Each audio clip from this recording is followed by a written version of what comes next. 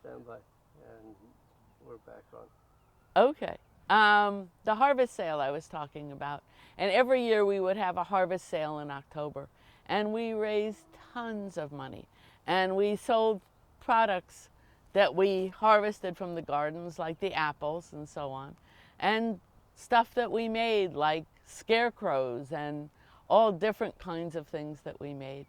And it was a wonderful, and everybody in Mill Valley came to the harvest sale to get, their we once we stopped raising pumpkins, we brought in pumpkins to sell at the harvest sale.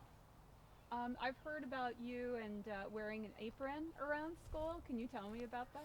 Well, I had a friend who saw this, and it was a garden apron, but my garden apron had, other than the word garden on it, it really didn't have anything to do with the garden, except that this was a garden school.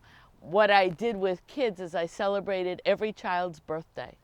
A birthday is a special thing, and I celebrated every child's birthday at the school. And once I had the apron, I would put all the things I needed to celebrate a child's birthday in the apron.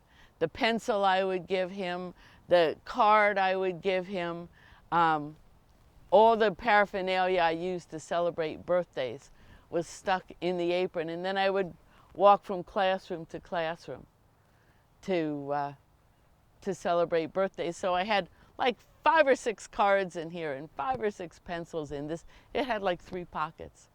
And so they'd see me coming and they'd know, oh, Mrs. Titlebaum's coming. She's going to celebrate my birthday. And I had these magic bubbles that I wore over my neck.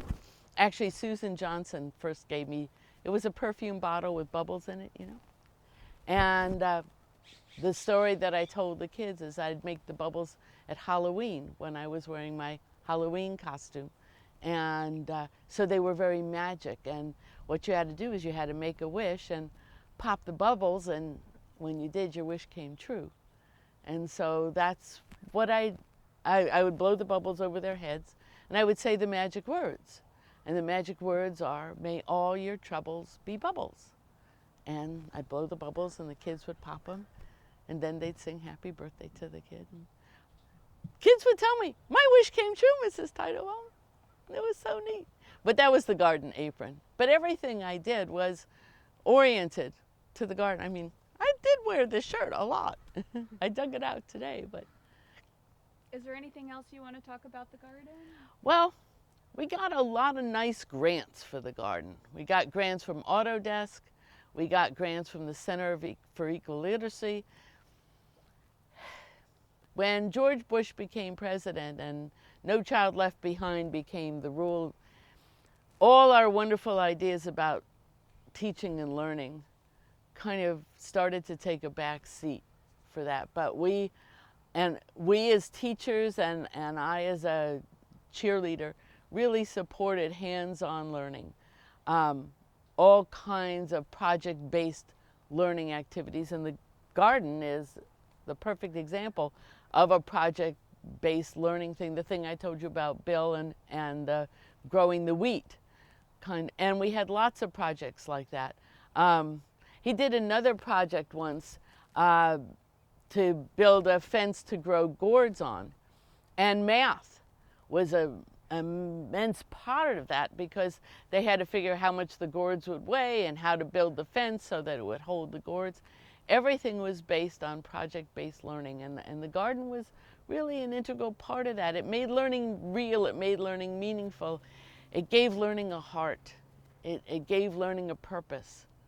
And when you read stories about the garden and sing songs about the garden and, write poems about the garden, that's what learning should be. And I've always felt that and still feel that. And the people that I hired believed that too. And so we all kind of were in that whole thing together. And parents sent their kids to school here because they believed it. So. Fabulous. Yes, we're okay, good. The transition The transition to the next garden. Oh yeah. What should I say? How are you feeling about Sure. the new? Yeah. Yeah, there's a big transition coming. They're building this new school. garden is going to change. Change. Yeah, and some of your thoughts. And if I can suggest, I maybe we haven't don't really get thought into about it. any politics here. Yeah, no politics. um, Just keep it positive. I'm not a Mill Valley person. Yeah. No politics. Okay. You know. You know, things change and things move on. Right. You could have just said, you know, it was great, but now we're moving on and we're going to put a big black top over here and that will be the end of it. But they're not.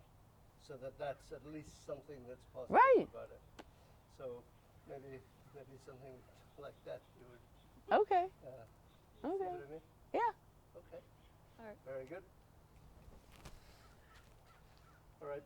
Change is coming, as we know. Talk a little bit about the change in the garden here between now and, you know, going forward. Well, everything changes, everything grows. The children change, the children grow. They move on. They go to middle school and high school and college. Everything changes.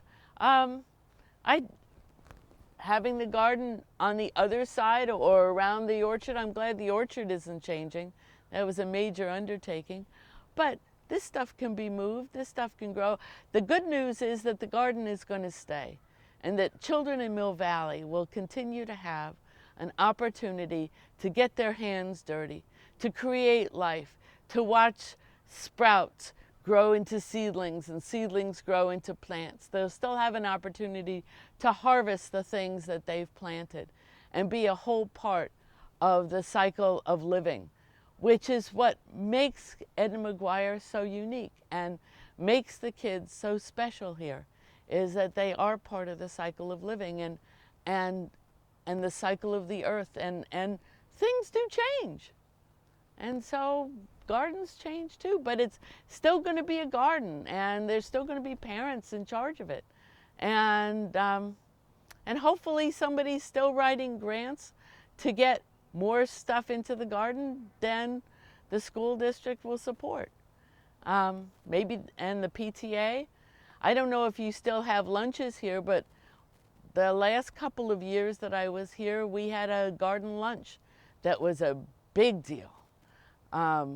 We would harvest salad food out of the garden and create a big lunch and feed all the kids at the school one day a week. And that was a big deal.